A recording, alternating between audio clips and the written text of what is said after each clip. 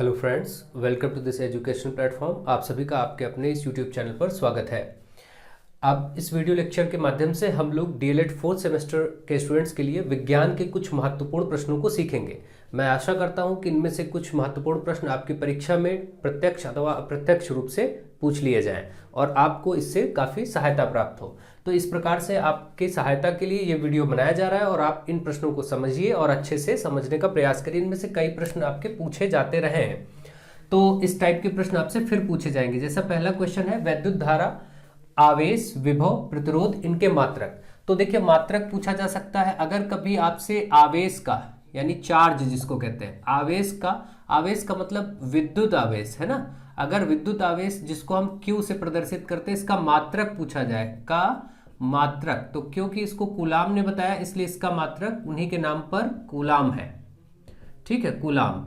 तो इसका विद्युत आवेश का मात्रक क्या है? कूलाम। अगर कभी अंतरराष्ट्रीय मात्रक पूछता है तब भी आप कूलाम ही बोलेंगे। ठीक है, अंतरराष्ट्रीय सिस्टम में भी कूलाम ही आवेश का मात्रक होता है। ठीक है, और इसके बाद अगर ये जैसा कि है कि वैद्युत धारा, अगर धारा पूछता है जिसको इलेक्ट्रिक करंट कहते हैं, इसे I से प्रदर्शित करते हैं, इसका मात्रक अगर पूछता है वैद्युत धारा का मात्रक, तो वैद्युत धारा का मात्रक क्या होता है आप सभी जानते हैं, ये भी साइंटिस्ट के ही नेम पर है, एम्पियर है ना। धारा को एम्पियर में नापते हैं, जो धारा बहती है विद्युत धारा, इलेक्ट्रिसिटी, इलेक्ट्रिक करंट, उसको एम्पियर में नापते हैं, इसलिए इसका मात्रक एम्पियर है। इसके बाद देखिए, धारा हो गया, आवेश हो गया, विभव। तो वैद्युत विभव, अगर आपसे पूछे कि विद्युत विभव को इलेक्ट्रिक पोटेंशियल इंग्लिश में कहते हैं, V से प्रदर्शित करते हैं, और इसका मात्रक अगर बात करें तो इसका मात्रक यानी यूनिट होता है वोल्ट। क्या होता है? वोल्ट।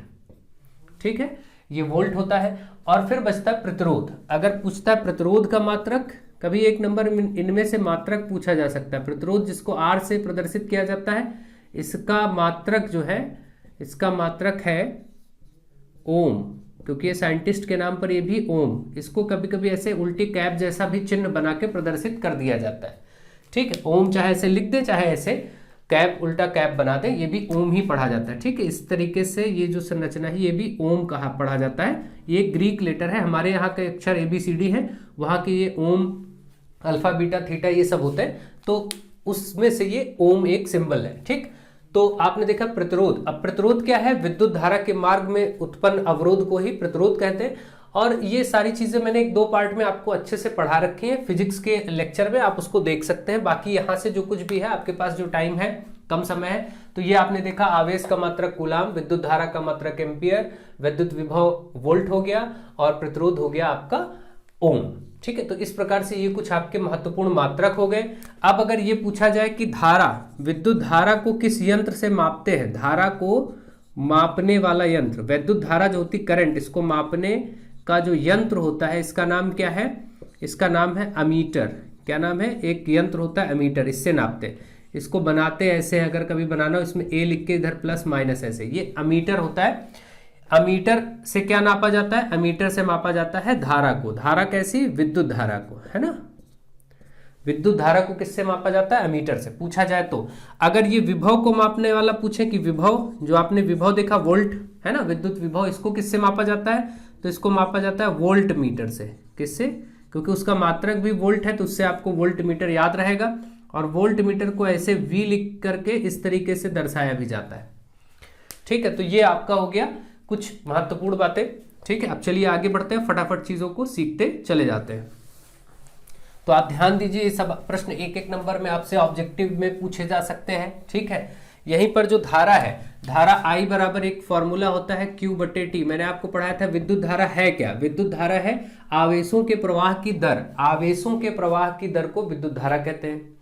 I बराबर Q/T होता है। ठीक है, तो आपसे पूछा जा सकता है 1 एम्पियर क्या है? ये सब मैंने आपको पढ़ा रखा है 1 एम्पियर के लिए, आप उस वीडियो को देख सकते हैं। 1 एम्पियर अक्सर पूछ लिया जाता है। वैसे मैं यहाँ शॉर्ट में बता देता हूं, अगर ये आवेश Q क्या है? आवेश 1 कूलाम हो, आवेश 1 कूलाम हो, और ये जो समय है T, टाइम, ये 1 सेकेंड हो, तो अगर 1 सेकेंड में किसी चालक में, मान लेते हैं कोई चालक तार है, इसमें अगर 1 सेकेंड में 1 कूलाम आवेश प्रवाहित हो जाए तो जो धारा मिलेगी वो 1 एम्पियर होगी।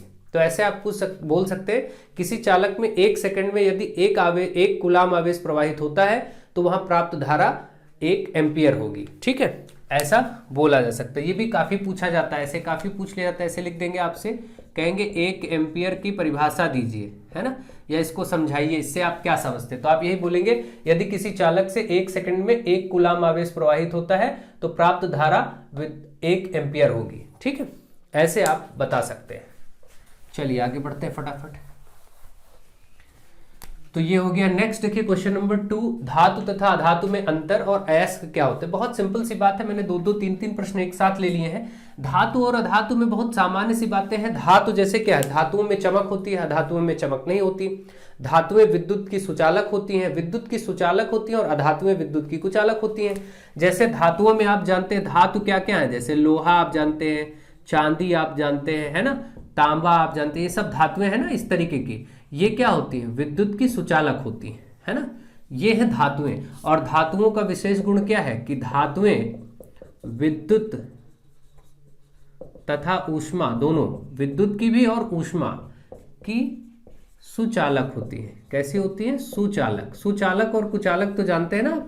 सुचालक मतलब जिसमें विद्युत बह सके, प्रवाहित हो सके, और कुचालक मतलब जिनमें विद्युत धारा प्रवाहित ना हो सके। तो अधातु के लिए क्या है कि वो विद्युत की कुचालक होती है। जैसे लकड़ी है, प्लास्टिक है, रबड़ है, ये सब क्या है, कुचालक है। लकड़ी में करंट नहीं फ्लो होती या ऊष्मा नहीं फ्लो हो सकती, तो इसलिए ये क्या है, कुचालक है। कभी कभी 1-2 बार तो शायद पूछा गया 2 कुचालक और 2 सुचालक के नाम बताइए, तो कुचालक क्या हो जाएंगे, लकड़ी, रबड़, प्लास्टिक।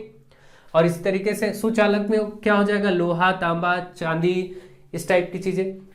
हाँ, अगर ये बात ध्यान रखिए, सबसे ज्यादा सुचालक कौन है, चांदी। चांदी से ज्यादा विद्युत की सुचालक और कोई धातु नहीं। अगर पूछ लिया जाए वह धातु कौन सी है जो विद्युत की सर्वाधिक सुचालक होती है, सबसे अच्छी सुचालक धातु कौन सी है, तो चांदी। चांदी सबसे अच्छी सुचालक है, ये प्रश्न पूछा जा सकता है। ठीक है, तो सुचालक होती है, कुचालक होती है। अब आपने देखा धातु और अधातु में, आपने देखा कि धातुओं में चमक होती है, अधातुओं में चमक नहीं होती। धातुएं विद्युत की सुचालक होती हैं और अधातुएं क्या होती हैं, अधातु में विद्युत की कुचालक होती हैं। ठीक है, और इसके बाद आपने देखा इसमें इनके उदाहरण भी आप दे सकते हैं। और दूसरा साथ में अगर देखा जाए तो आपको मालूम है जितनी धातुएं होती हैं वो लगभग ठोस अवस्था में होती हैं और अधातुएं ठोस अवस्था में नहीं होती। कुछ ही अधातुएं ठोस अवस्था में होती है, बाकी जनरली सामान्य रूप से अधातुएं ठोस अवस्था में नहीं पाई जाती। धातुएं बिल्कुल जैसे लोहे का टुकड़ा है, देखिए बहुत ही घना होगा, बहुत वजन होगा। वहीं एक लकड़ी का टुकड़ा लेंगे तो उससे कम वजन होगा।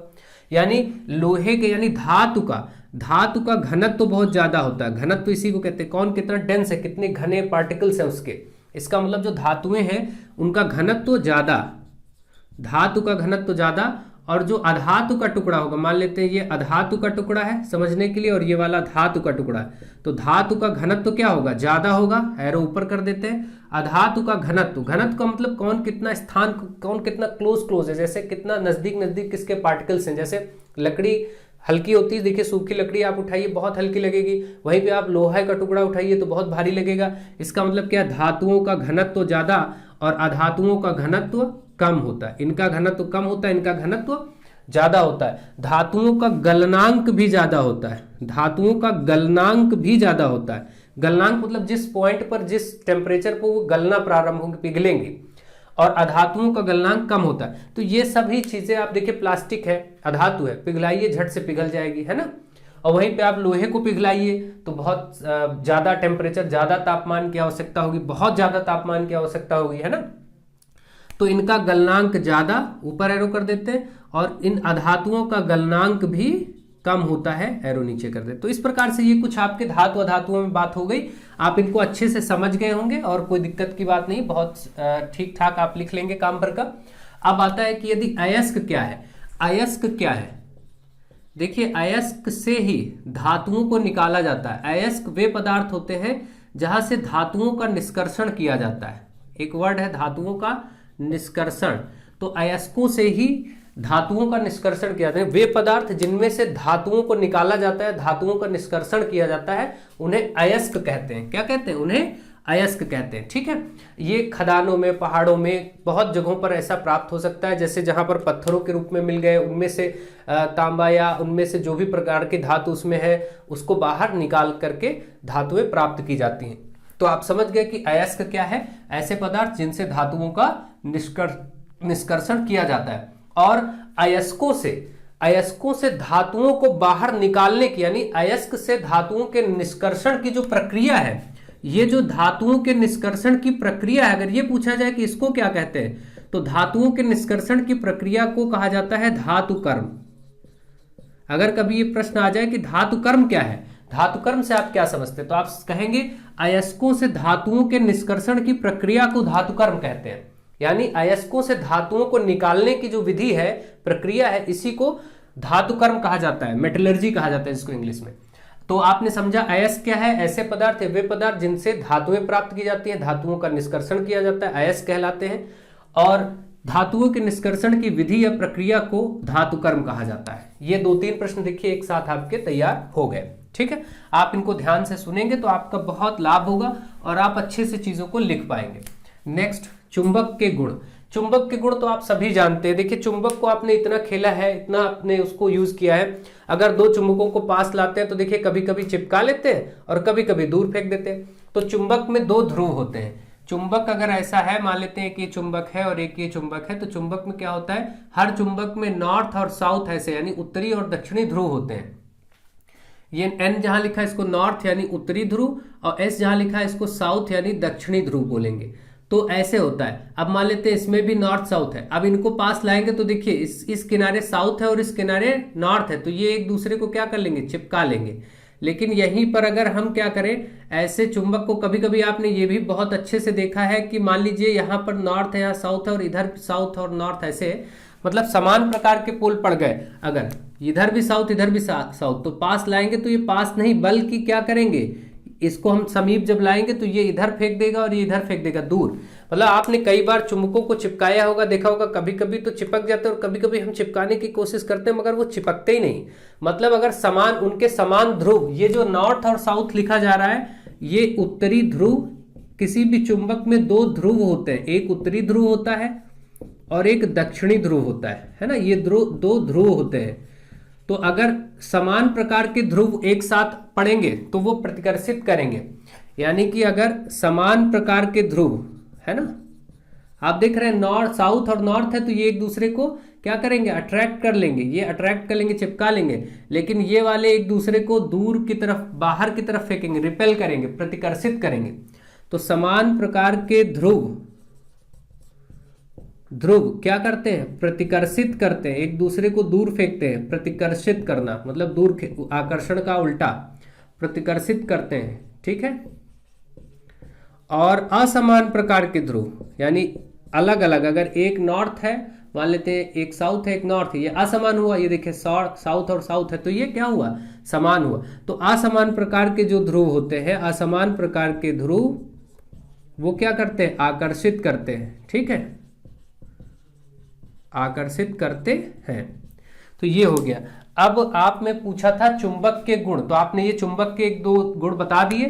ठीक है, इसको मैं हटा दे रहा हूं और आप बोलेंगे कि इसमें चुंबक के गुण में 2-3 गुण आप आराम से बता देंगे, उसमें कोई प्रॉब्लम अब नहीं है आपको।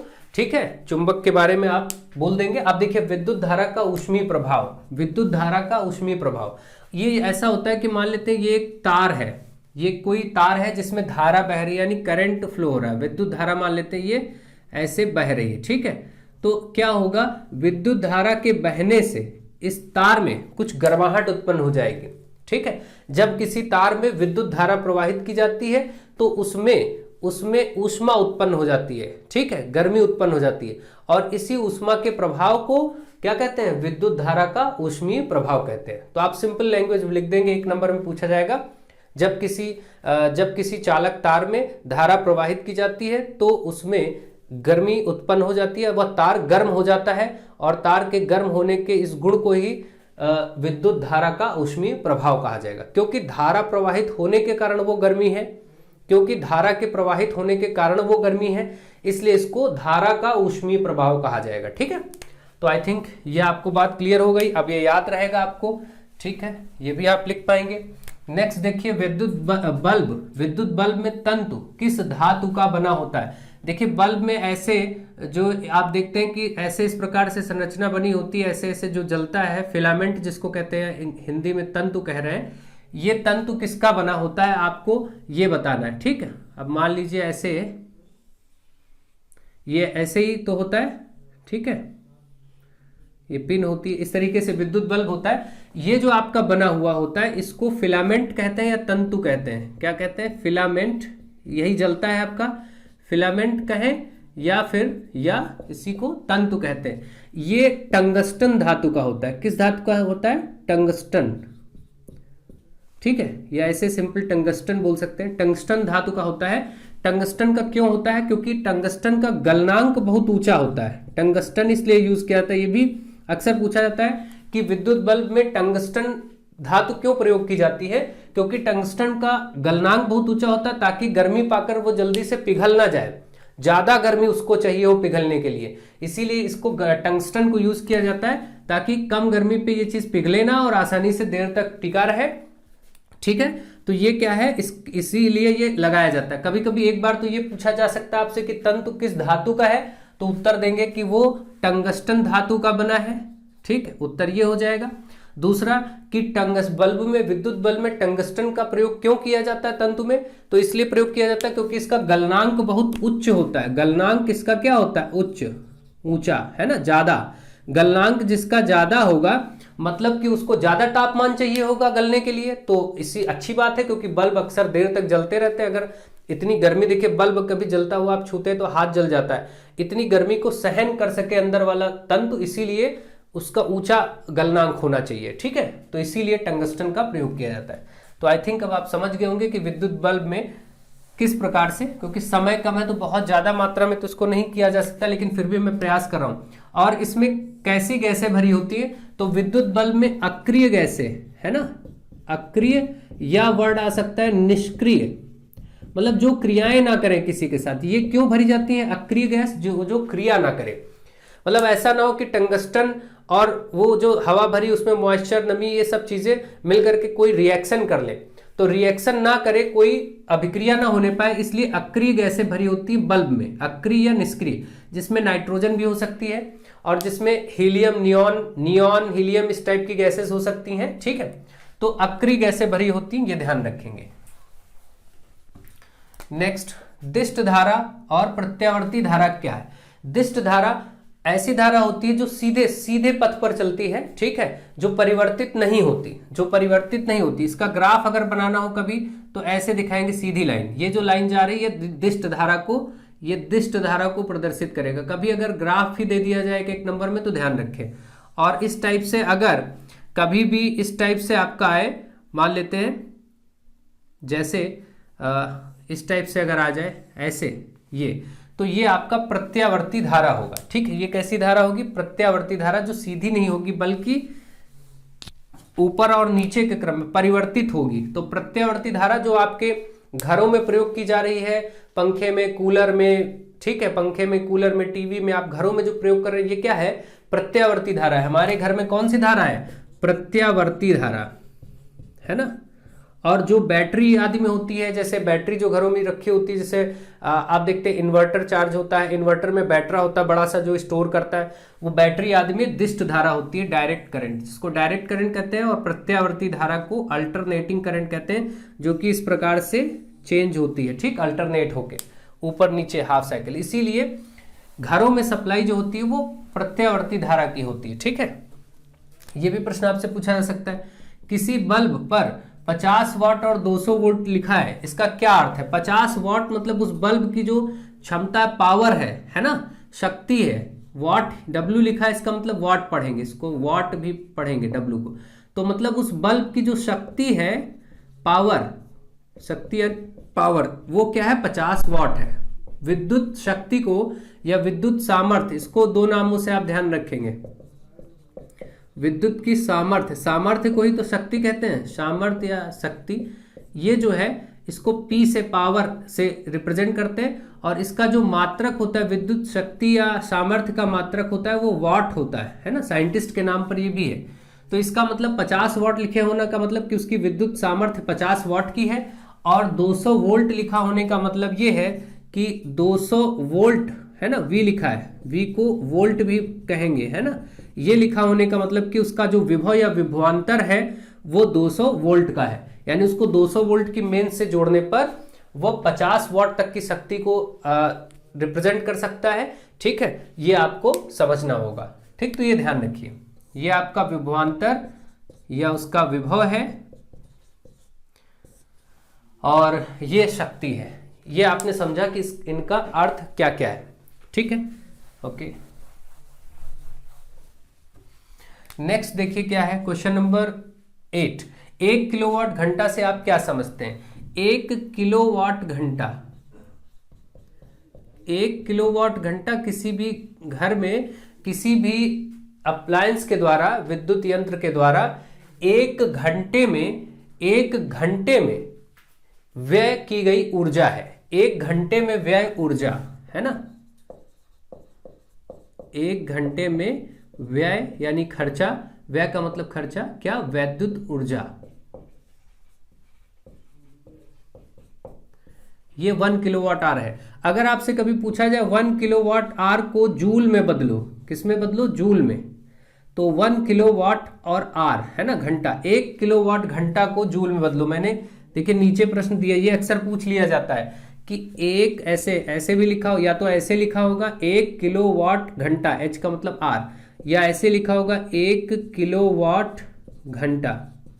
इसको जूल में बदलना है, तो इसको जूल में, इसमें कितने जूल होते हैं तो आप सीधे सीधे याद रख सकते हैं, नहीं तो मैं आपको तरीका बता देता हूं। देखिए 1 किलो का मतलब क्या होता है? 1000 है ना, वाट तो ऐसे ही रहेगा, और घंटा, 1 घंटे को सेकंड बदलेंगे तो 1 घंटे में 3600 सेकंड होते हैं। तो अब आप गुणा करेंगे, ये आपका सेकंड में बदल गया, देखिए 3600 और गुणे ये वाला 1000, ये बना जा करके वाट सेकंड है ना, वाट सेकंड को ही जूल कहते हैं, इसी को जूल कह सकते हैं। तो अब ये आपका कितना जूल बना? देखिए 3600 और ये 3 जीरो और है इसमें, 1 2 3, ठीक, इतना लिख सकते हैं, इतने जूल, इसी वाट सेकंड को जूल कहेंगे। ठीक, तो आप इतने जूल बोल सकते हैं, या इसको एक तरीका ये है, इसको याद रखिए 3.6 गुणे 10 की घात 6 जूल, चाहे ये कहें या फिर ये कहें एक ही बात है, इसको बाद में विस्तार से आप सीखेंगे। अभी फिलहाल 3.6 गुणे 10 की घात 6 लिखा मिले तो भी ठीक, यानी 1 किलोवाट घंटा में कितने जूल होते हैं? 3.6 गुणे 10 की घात 6 जूल, या फिर ऐसा लिखा मिले तो भी ठीक है। ठीक, तो आई थिंक आप समझ गए होंगे कि कैसे इसको बदला जा रहा है। ठीक, अब मैं इसको हटाता हूं। याद रखिएगा ये सब प्रश्न पूछे जाते हैं, बहुत ही महत्वपूर्ण प्रश्न होते हैं, पूछे जा सकते हैं। नेक्स्ट, एक चालक तार से 1 मिनट में 120 कूलाम आवेश गुजरता है, तो आवेश को किससे लिखते हैं? क्यू से। आप जानते हैं, जैसा दिया है मैं नोट कर रहा हूं, जो दिया है इधर नोट करता जा रहा हूं। एक चालक तार से 1 मिनट में, देखिए समय भी दिया है, समय को किससे लिखते हैं? टी। समय कितना दिया है? 1 मिनट, 1 मिनट, और उसमें से 120 कूलाम आवेश गुजरता है, 120 कूलाम, तो आवेश कितना दिया है? 120 कूलाम। आपसे कहा गया है कि उसमें बहने वाली धारा ज्ञात कीजिए, तो इसमें बहने वाली धारा, विद्युत धारा आपको ज्ञात करना है। धारा क्या होगा? धारा बराबर I बराबर, अभी आपने पढ़ा था सूत्र Q बटा T, I बराबर Q बटा T। तो इसमें देखिए Q यानी आवेश 120 है और समय 1 मिनट है। आपको मिनट में कभी भी समय नहीं लेना होता, ध्यान रखिए। जब भी समय ऐसे प्रश्नों में मिनट दिया होगा, आपको उसे सेकंड में बदलना पड़ेगा। तो आप इसको सेकंड बदलेंगे, 1 मिनट में कितने सेकंड है? 60 सेकंड है ना। जितने भी मिनट दिए उसको सेकंड में तो आप बदल ही लेंगे। ये वाला समय यहाँ पर रखा जाएगा, ध्यान रखेंगे, ये बात हमेशा ध्यान रखेंगे। बस 1 1 जीरो कट गया, 6 से 12 2 आ गया। ठीक है, तो आप देख रहे हैं I बराबर 2 आ गया, और I यानी धारा का मात्रक क्या होता है? एम्पियर, इसलिए आगे लिख देंगे एम्पियर, है ना, विद्युत धारा। 2 एम्पियर की विद्युत धारा प्रवाहित होगी। इस प्रश्न का ऐसा आंसर हो जाएगा। तो मुझे आशा है आपको ये सारे प्रश्न दिखे। 10 नंबर का तो मैंने अभी किलोवाट आवर में, 1 किलोवाट आवर में कितने जूल होते हैं बता ही चुका हूं, 3.6 गुणे 10 की घात 6 जूल होते हैं। अब आपने ये सारे प्रश्न तो सीख लिए, अब चलिए और भी कुछ महत्वपूर्ण प्रश्न लेते हैं और उनको सीखते हैं। हाँ, अभी आपने सीखा था एक चीज की एमीटर क्या करता है? एमीटर धारा को मापने के लिए प्रयोग किया जाने वाला यंत्र होता है। एमीटर अगर पूछा जाए आपसे किस क्रम में, विद्युत परिपथ में किस क्रम में लगाया जाता है, तो एमीटर श्रेणी क्रम में लगाया जाता है। एमीटर को श्रेणी क्रम में जोड़ा जाता है। और अगर पूछा जाए कि वोल्ट मीटर जो था, जिससे विभव को मापा जाता है, तो वोल्ट मीटर किसी भी परिपथ में किस क्रम में लगाया जाता है, तो आप बोलिएगा समांतर क्रम में। आपके पास 2 प्रकार के क्रम हैं, श्रेणी क्रम और समांतर क्रम। अमीटर जो धारा को मापता है, विद्युत धारा को, वो श्रेणी क्रम में लगता है। वोल्ट एमीटर जो विभव को मापता है वो समांतर क्रम में लगता है। ये भी प्रश्न आपसे पूछा जा सकता है। तो जो भी महत्वपूर्ण प्रश्न मेरे दिमाग में आ रहे हैं मैं आपको बताता जा रहा हूं, उनसे हो सकता है आपको कई प्रश्न कल एग्जाम में देखने को मिल जाए। ठीक है, तो आप सब इसको देखिए, समझिए, सीखिए। चलिए कुछ और प्रश्न लेते हैं और उनका अभ्यास करते हैं। अब देखिए, आपसे पूछा गया चुंबकीय बल रेखाओं की विशेषता क्या होती है। चुंबकीय बल रेखाओं की विशेषता की अगर बात करें तो चुंबकीय बल रेखाएं किसी भी चुंबक में दो ध्रुव होते हैं, आप जानते हैं, एक नॉर्थ और एक साउथ, यानी उत्तरी और दक्षिणी। तो हमेशा उत्तरी ध्रुव से उत्पन्न होती हैं और दक्षिणी ध्रुव की ओर जाती हैं। तो इस तरीके से उत्तरी ध्रुव से दक्षिणी ध्रुव की ओर जाने वाली रेखाएं चुंबकीय बल रेखाएं हैं। ठीक है, चुंबकीय बल रेखाएं हैं। और चुंबकीय बल रेखाएं कभी भी एक दूसरे को काटती नहीं है। दूसरा गुण क्या हो गया, चुंबकीय बल रेखाएं एक दूसरे को कभी भी काटती नहीं है।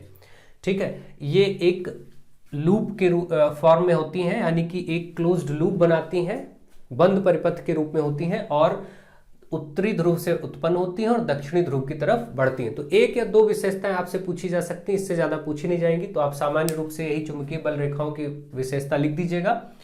और इसके बाद अगर आपसे कहा जाए कि चुंबकीय क्षेत्र क्या है, चुंबकीय क्षेत्र, तो चुंबकीय क्षेत्र आप जानते हैं किसी भी चुंबक के चारों ओर का क्षेत्र होगा। ठीक है, तो चुंबकीय क्षेत्र क्या होगा, किसी भी चुंबक के चारों ओर का वह क्षेत्र। मान लेते हैं ये एक चुंबक है, आप देखते हैं जब कोई मैग्नेट, आप दो मैग्नेट को आसपास लाते हैं तो एक दूरी तक तो उनमें कुछ नहीं होता, लेकिन जब थोड़ा नजदीक आते हैं तो वो फटाक से एक दूसरे को खींच लेते हैं, एक दूसरे को आकर्षित करते हैं। यानी कहीं ना कहीं हर एक चुंबक, सपोज ये एक चुंबक है और मैं ये दूसरा चुंबक किसकी तरफ ला रहा हूं, तो एक प्लेस तक तो कोई भी एक्टिविटी नहीं होगी, लेकिन कुछ जब नजदीक आ जाएंगे तो फटाक से एक दूसरे को खींचेंगे। इसका मतलब हर एक चुंबक के चारों तरफ कोई ना कोई एक ऐसा क्षेत्र बन रहा है, कोई ना कोई ऐसा रीजन है, क्षेत्र है, जिसमें दूसरा चुंबक आते ही आकर्षण या प्रतिकर्षण बल का अनुभव करता है।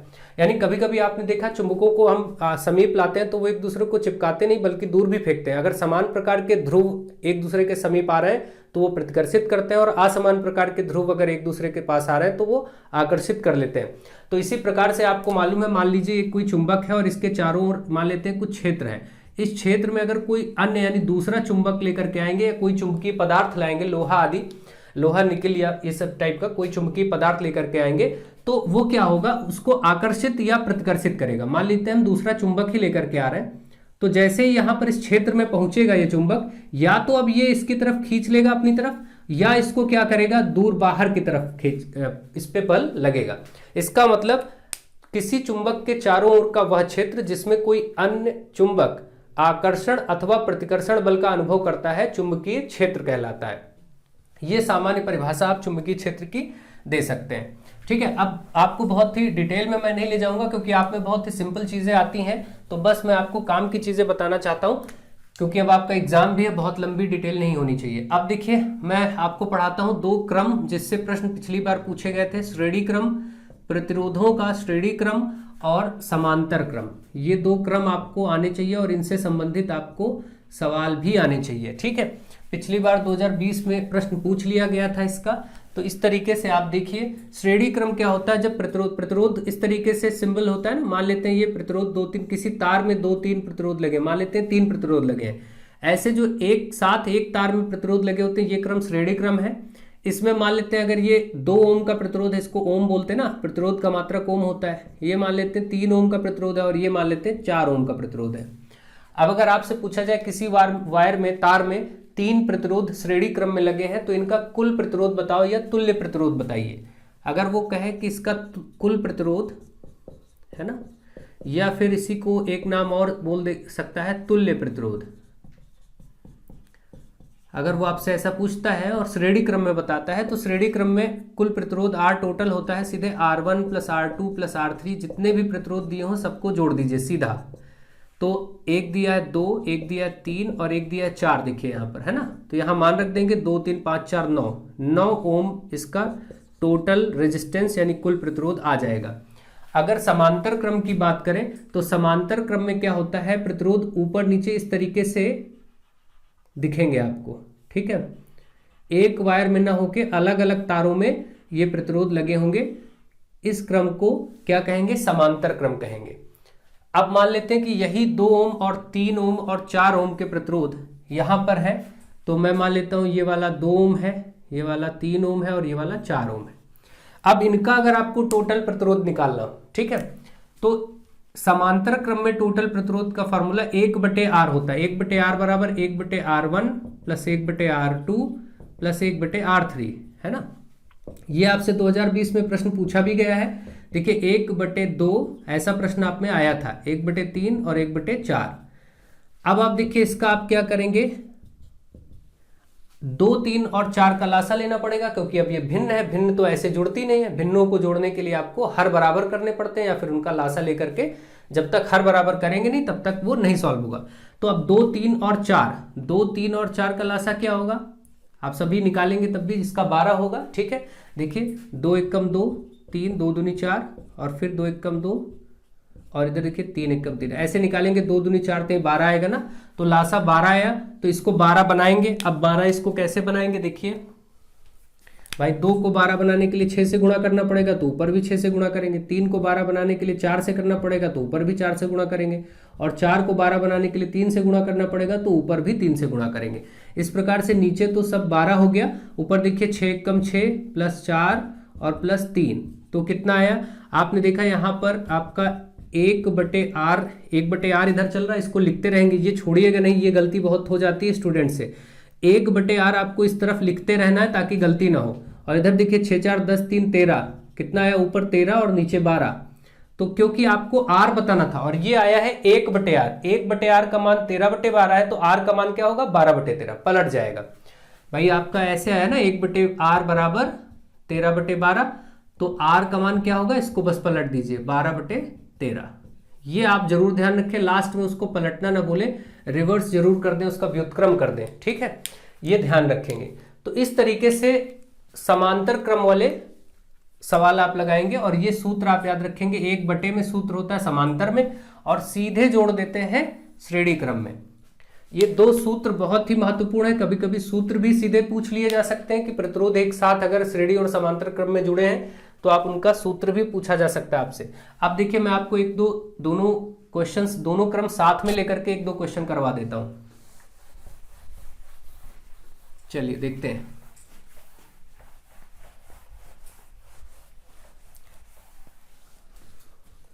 अब मान लेते हैं कोई डायग्राम ऐसा बना हुआ है, देखिए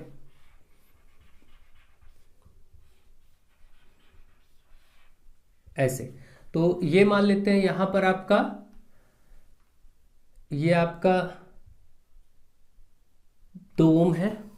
देखिए यहां पर कर लेते हैं 2 ओम प्रतिरोध, और इसको भी कर लेते हैं 2 ओम, और इधर कर लेते हैं 5 ओम। अब आपसे कहा जाए कि इसको आप इसका तुल्य प्रतिरोध बताइए। तो तुल्य प्रतिरोध बताने के लिए सबसे पहला काम आपको क्या करना पड़ेगा, देखिए ये दोनों किस में है, समांतर क्रम में दिख रहे हैं। ये दोनों किस क्रम में दिख रहे हैं, ऊपर नीचे जुड़े हुए अलग अलग तारों में, तो ये समांतर क्रम है। तो आप यहाँ बोलेंगे कि 2 ओम तथा 2 ओम, ये जो प्रतिरोध है ये किस क्रम में है, समांतर क्रम में है। आप बताएंगे क्योंकि ये दोनों समांतर क्रम में है, क्रम में जुड़े हैं, अतः इनका तुल्य प्रतिरोध या फिर कुल प्रतिरोध, जैसा भी बोला गया हो, तो ये होगा 1/R बराबर 1/R1 प्लस 1/R2। 2 है इसलिए 1 में 2 ही बार R1 R2 लिखा जाएगा, 3 होते तो R1 R2 प्लस R3 लिख लिया जाता। तो 1/R बराबर इसका देखिए 1/2 प्लस 1/2। तो यहां से आप देख रहे हैं 1/R इस तरफ है, इसको लिखते रहेंगे। 1/2 1/2 आधा और आधा जुड़ के 1 ही हो जाएगा, है ना। तो अब 1/1 को पलटने की जरूरत नहीं, यहां से तो सीधे R का मान 1 ही आ जाएगा, है ना। 1/1 को अगर पलटेंगे भी तब भी वो 1 ही रहेगा। तो आपने देखा इसका मान, इन दोनों का मान तो 1 आ गया।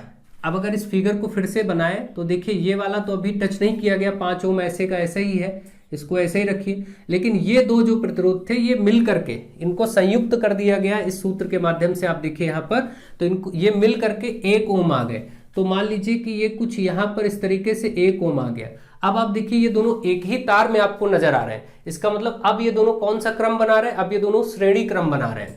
अब आप यही बोलेंगे यहाँ पर इसके बाद कि अब 5 ओम तथा ये वाला 1 ओम श्रेणी क्रम में है। किस क्रम में है, श्रेणी क्रम में है।